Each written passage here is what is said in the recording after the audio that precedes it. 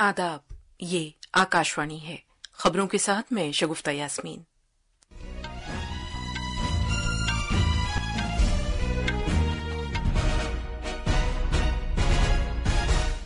वजीर आजम नरेंद्र मोदी ने सेवा के उसूल को भारतीय सकाफत की एक फितरी कद्र के तौर पर उजागर किया है।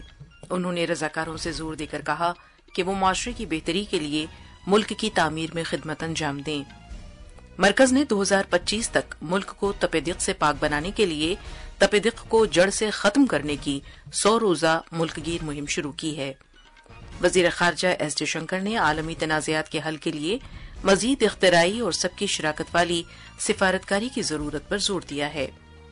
जनूबी कोरिया के सदर योन सुक योल पार्लियामेंट में उनके खिलाफ मुआवजे की तहरीक के लिए होने वाली वोटिंग में हुक्मरां पार्टी की जानिब से बाइकॉट के बाद अपने ओहदे पर बरकरार रहे हैं।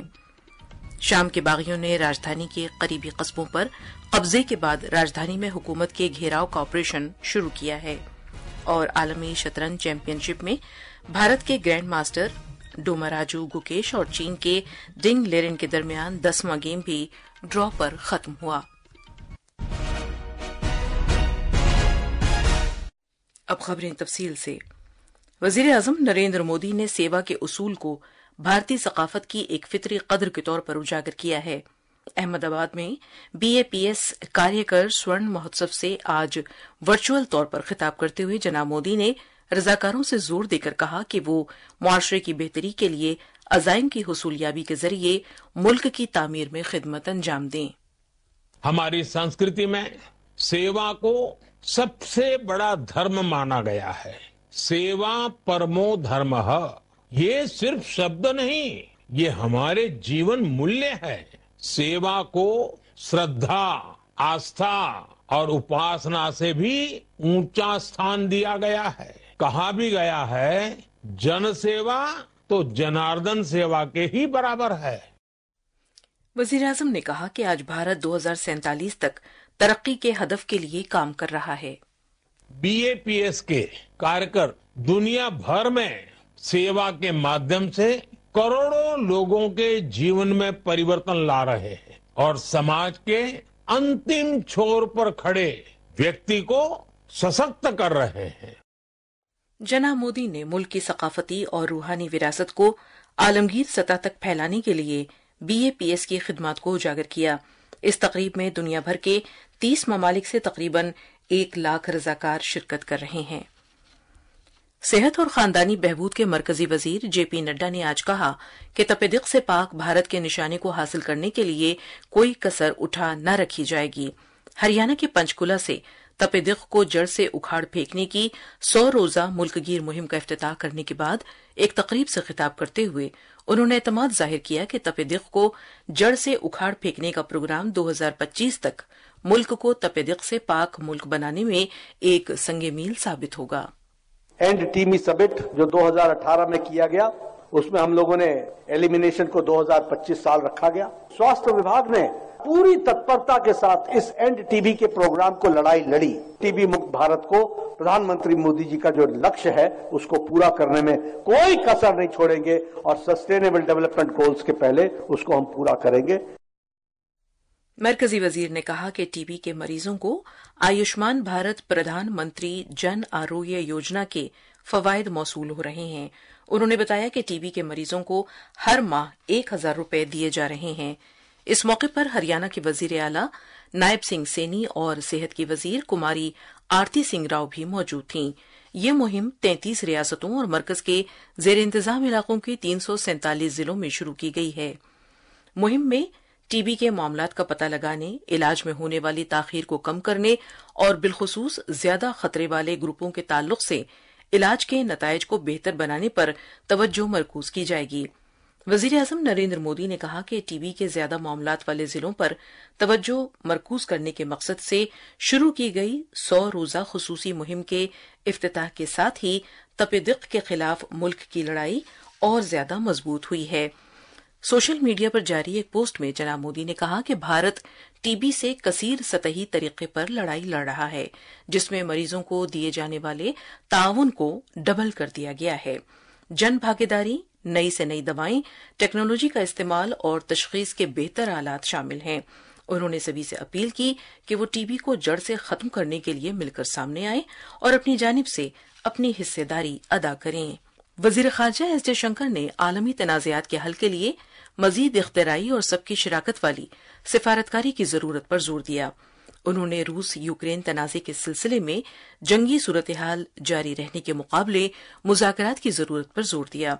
Doctor J Shankar Doha forum 2024 میں نئے دور میں تنازع سے متعلق ثالثی کے موضوع پر ایک پینل ڈسکشن سے خطاب کر رہے تھے۔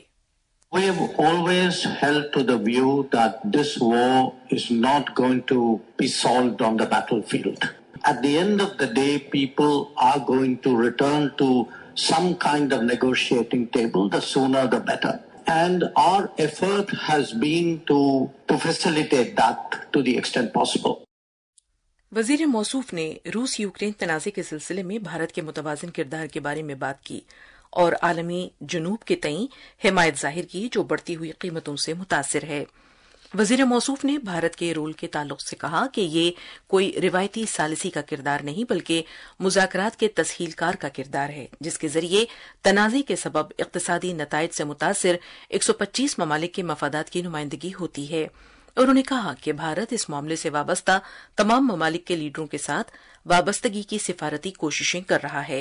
ڈاکٹر جے شنکر نے بھارت نیز عالمی مفادات پر علاقائی عدم استحکام کے خاطر خواہ اثرات کو اجاگر کیا۔ There is a larger regional instability which is actually growing month on month. It is impacting as a country on that side of Asia. We are feeling the impact of this in shipping costs. We are feeling it trade disruptions. We could see it in radicalization. So today, instability anywhere actually is a source of concern. انہوں نے اس معاملے پر مذاکرات کی ضرورت پر زور دیا۔ 22ویں Doha forum کا آج آغاز ہوا جس کا موضوع ہے ضروری اختراعات۔ اس تقریب میں 150 سے زیادہ ملکوں سے 4500 شرکاء شرکت کر رہے ہیں۔ وزیر اعظم نریندر مودی نے آج کہا کہ مسلح افواج کا فلیگ ڈے ملک کے بہادر فوجی اہلکاروں کی شجاعت، لگن اور ان قربانیوں کو سلام پیش کرنے کا دن ہے۔ مسلح افواج کے فلیگ ڈے کے موقع پر اپنے پیغام میں جناب مودی نے کہا کہ ان کی دلیری ہر کسی کو تحریک دیتی ہے اور ملک ان کی قربانیوں کا ہمیشہ ممنون رہے گا۔ انہوں نے عوام سے مسلح افواج کے فلیگ ڈے فنڈ میں تعاون کرنے پر بھی زور دیا۔ پرسار بھارتی کے چیئرمین نونیت سہگل نے کہا کہ دوردرشن کا OTT پلیٹ فارم ویو کنبے کے سبھی افراد کے لیے مجموعی اور ایک صحت مند تفریح کا ذریعہ ثابت ہوگا اور اس سے سرکاری نشریاتی ادارے کو زیادہ سے زیادہ ناظرین تک اپنی خدمات پہنچانے کا موقع بھی فراہم ہوگا۔ آج احمد آباد میں دوردرشن کے دورے کے دوران انہوں نے اس بات پر زور دیا کہ OTT پلیٹ فارم ویو پر نئے پروگراموں کے ساتھ ساتھ ناظرین دوردرشن کے پرانے کلاسیکی اور مقبول پروگراموں کا بھی لطف لے سکیں گے۔ دوردرشن نے اپنا OTT ویوز ابھی لانچ کیا ہے۔ اس کا مکھیہ آدھار ہے کہ ہم as a public broadcaster صاف ستھرا منورنجن عام جن کو دینا چاہتے ہیں اور اس میں خاصیت کئی ہیں۔ پہلی بار کسی OTT پلیٹ فارم پہ نیوز چینلز کو بھی جوڑا گیا ہے، بچوں کے لیے گیمز کا پلیٹ فارم بھی اس میں جوڑا گیا ہے اور کئی پلیٹ فارم جوڑے گئے ہیں اور اس کے ساتھ ایسے پروگرام دوردرشن کے جس کو دیکھ کے ہم سب لوگ بچپن میں سے بڑے ہوئے ہیں، ہماری یادیں اس کے ساتھ جڑی ہوئی ہیں، ایسے سارے دوردرشن کے پرانے کاریکرم اس OTT پلیٹ فارم پر اپلبدھ ہیں۔ یہ خبریں آکاشوانی سے نشر کی جا رہی ہیں۔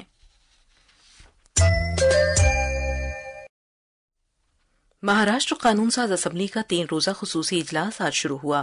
اس کی صدارت عبوری اسپیکر کالیداس کولامبکر نے کی۔ عبوری اسپیکر نے 9 منتخب ممبران اسمبلی کو عہدے اور رازداری کا حلف دلایا۔